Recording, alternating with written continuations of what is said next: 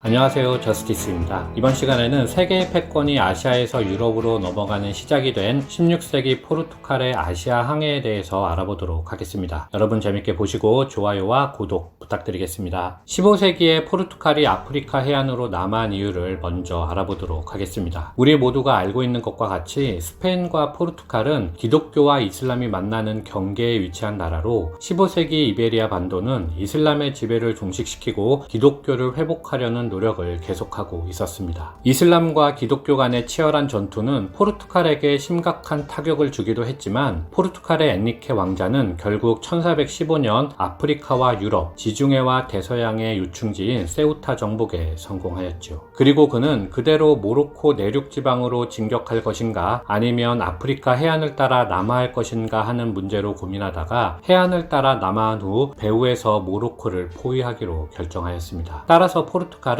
아프리카 해안을 따라 계속 남하하면서 1419년에는 마데이라, 1427년에는 아조레스, 1434년에는 보자도르곳, 1460년대에 기니아만, 1473년에 적도, 1485년에는 콩고, 1488년에 희망봉을 발견하게 되었고 1497년에는 바스코 다가마의 인도 항해까지 시작되었죠. 이렇게 볼 때 포르투갈이 아프리카 해안을 따라 남하한 이유는 처음부터 인도로 가기 위한 목표를 설정했다기보다는 이슬람과의 투쟁을 위하여 남하하다가 시간이 지나면서 인도 항해 가능성이 보이자 목표를 조정한 것으로 볼 수 있겠습니다. 그들은 15세기 중에 평균적으로 1년에 위도 1도 정도씩 내려갔고 아프리카와의 접촉은 해안에 국한되었으며 내륙으로 들어가지는 못하였습니다. 그 이유는 질병과 아프리카인의 저항 그리고 특별한 경제적 이득이 없었기 때문이었죠. 참고로 포르투갈의 항해는 제노바를 비롯한 이탈리아의 지중해 상인 선원들 및 자본이 유입되어서 가능했는데 그들이 포르투갈로 간 까닭은 당시 지중해 패권이 오스만 제국에게 있어서 베네치아 등 다른 나라들은 지중해 사업이 힘들었기 때문이었습니다. 그 대표적인 예가 바로 제노바 출신의 콜럼버스였죠.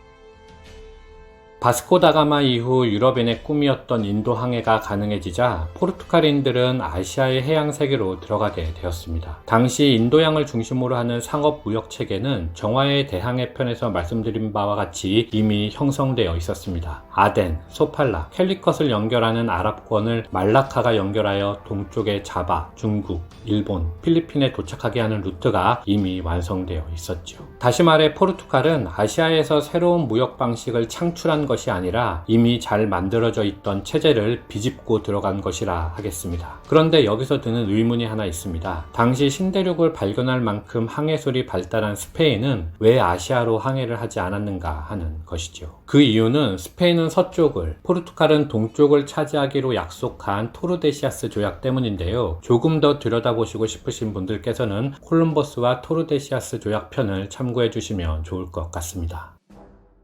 그렇다면 해외 진출을 시작할 15세기 당시 인구 100만에 불과할 정도로 보잘것없던 포르투갈이 아시아 교역망의 패권을 잡을 수 있었던 이유는 무엇이었을까요? 그 핵심은 바로 효율적인 폭력의 사용이었습니다. 포르투갈도 인도양 전체를 상대할 힘은 없었기 때문에 그들은 상업 거점만을 상대로 전투를 펼쳤지요. 중앙정부가 아닌 지방 세력에게 포르투갈은 위협적인 상대가 되기에 충분했습니다. 그리고 해상 전투의 승리는 포르투갈이 선체에 포를 장착하는 기술이 있었기 때문에 가능했는데 총포의 핵심 기술이 중국으로부터 나왔지만 중국마저도 배에서 포를 사용하는 것을 비효율적이라 생각한 반면 유럽은 배에 포를 장착하는 데 성공하였습니다. 선체에서 포를 쏠 때 배의 균형을 잡기 위하여는 포를 갑판 위가 아니라 흘수선에 두어야 하고 그러기 위해서는 선체 내부에서 포를 발사해야 하는데 유럽인들은 이를 배의 양면에 방수 처리를 한 포문을 내어서 해결하였습니다. 아울러 포를 쏠 때 생기는 반동을 잘 처리하지 못할 경우 포를 몇 번 쏘면 배가 깨지게 되는데 이 문제는 바퀴를 이용하여 충격을 완화하는 발사대로 해결하였죠. 이렇게 기술적인 문제를 해결하여 포를 사용할 수 있게 된 포르투갈의 배는 인도양의 배들을 무장면에서 앞서게 되었습니다. 바로 이 점이 포르투갈 선박이 아시아의 선박과의 전투를 지배할 수 있었던 중요 요인이었다고 하겠습니다.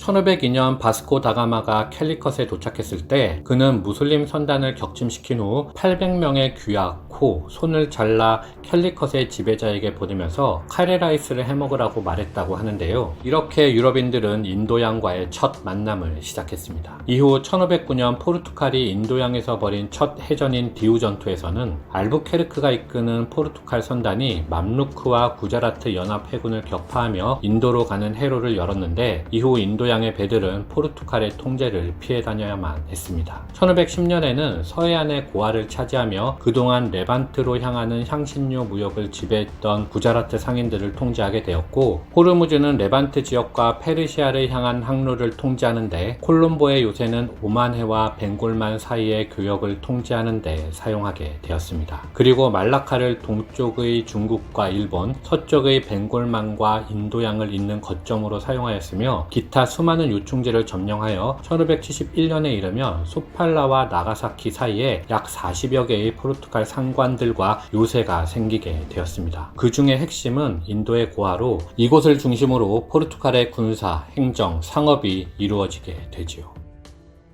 포르투갈의 무역 방식에는 두 가지 특징이 있었습니다. 하나는 카레이라 체제이고 다른 하나는 카르타스 제도인데, 카레이라는 국왕 소유의 선박에 국왕의 상품을 싣고 가서 거래를 하고 그 이익은 국왕에게 귀속되며 상인과 선원들은 임금을 받는 고용인으로서 일하는 제도이고, 카르타스 제도는 포르투갈 선박이 주요 항로의 길목을 지키고 있다가 그곳을 지나는 선박에게 안전 통행증을 발행하는 제도입니다.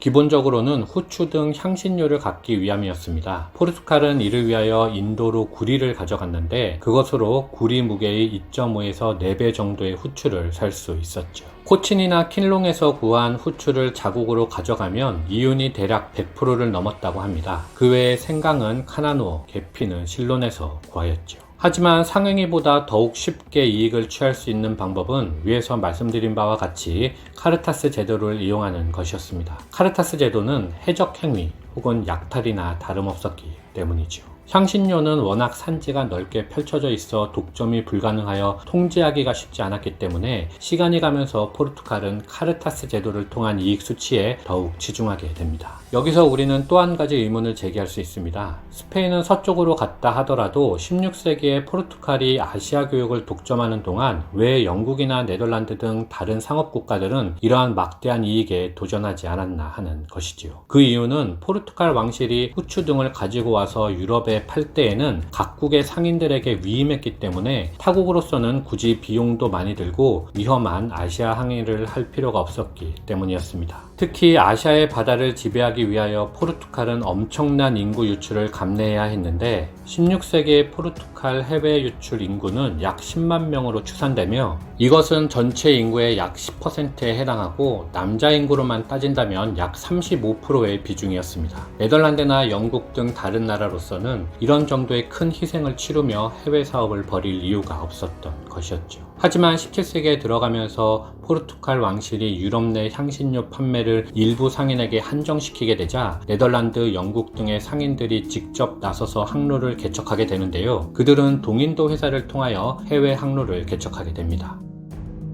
16세기 중엽부터 포르투갈의 아시아 무역에 위기가 나타났습니다. 가장 중요한 교역 물품인 향신료 수입이 감소하여 카레이라 체제가 흔들렸을 뿐만 아니라 유럽 내 향신료 처분 루트인 리스본, 안트워프 교역이 쇠퇴하였기 때문이었습니다. 게다가 홍해에서 데칸구원을 지나 남인도에 널리 퍼진 기근으로 아시아 경제 자체가 불황인 까닭도 있었죠. 이런 상황에서 오스만 제국이 홍해 함대를 창설하여 인도양에서 서쪽의 포르투갈 식민지에 반격을 가했고, 심지어 1578년 세바스티안 국왕이 이슬람 정복을 위하여 군사를 이끌고 모로코의 아실라를 직접 공격하다가 알카스르 알카비르 전투에서 사망하여 2년 뒤인 1580년 스페인에게 포르투갈이 병합되었습니다. 상황이 이렇게 되자 왕실이 주도하는 교역 추진에 대한 회의론이 부각되어 카레이라 체제가 무너졌죠. 대신에 16세기 후반 포르투갈에게 중국과 일본이라는 새로운 세계가 나타나 또 다른 기회가 생겼는데요. 포르투갈은 인도양에서 했던 것처럼 중국의 해안에 송체를 건설하겠다는 무모한 생각을 했다가 황제로부터 중국 해안 접근 금지를 당하였지만 일본과는 우호적인 관계를 맺는 데 성공하였는데, 바네가시마에 도착한 핀투가 총기를 전해준 사례라든지 일본의 기독교를 전파한 사비에르의 사례는 잘 알려진 사건입니다. 참고로 오다 노부나가가 1575년 나가시노 전투에서 머스켓총 사수들을 23렬로 세워 20초마다 1000발씩 발사하며 다케다 가스요리군을 섬멸한 것은 일본 내 전술 변화를 가져온 중요한 전투로 평가받고 있습니다. 아울러 17세기에 들면 포르투갈은 아시아 현지인들이나 동인도 회사를 앞세운 네덜란드, 영국에 의하여 이전에 얻었던 거점들을 하나하나씩 상실하였습니다. 1612년에는 시리암 항구의 상실로 버마와 인도 사이의 교역 통제가 불가능해졌고, 1622년에는 영국, 이란 연합군에게 호르무즈를 빼앗겼으며 1632년에는 후글리를 상실하여 벵골과의 교역이 쇠퇴하였는데, 이것은 포르투갈에게 심각한 타격을 주었습니다. 아울러 가장 수익성이 높았던 일본에서도 포르투갈 상인들은 네덜란드에게 그 자리를 빼앗겼으며, 이후 1641년 동서양을 잇는 핵심 거점 말라카를 또다시 네덜란드에게 빼앗기며 재해권의 균형추가 네덜란드로 완전히 기울게 되었고, 이후 네덜란드는 마음 놓고 아무 곳이나 공격하며 포르투갈을 대체하여 17세기 해상 패권을 거머쥐게 되지요. 이상 16세기 해상 패권을 가졌던 포르투갈에 대해서 알아봤습니다. 시청해주셔서 감사합니다.